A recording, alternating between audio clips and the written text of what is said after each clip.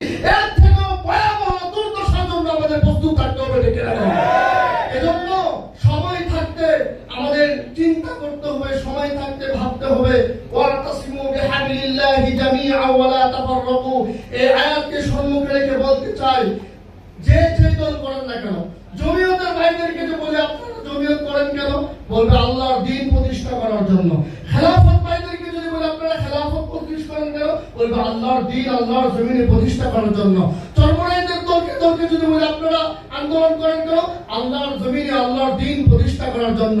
সকলের লক্ষ্য উদ্দেশ্য যদি এক হয়, তাহলে আপনি করেন খেলাফত, আপনি করেন জমিয়ত, আপনি করেন শাখা চরমরাই দল, আল্লাহর জমিনে আল্লাহর দ্বীনকে প্রতিষ্ঠা করার জন্য এখনই সুযোগ এসেছে। ঐক্যবদ্ধ হয়ে কাজ করা, ঠিক কি না? রাসূলুল্লাহি ফাতহুন করিব, অবশ্যই মুমিনিন। আসসালামু আলাইকুম ওয়া রাহমাতুল্লাহ।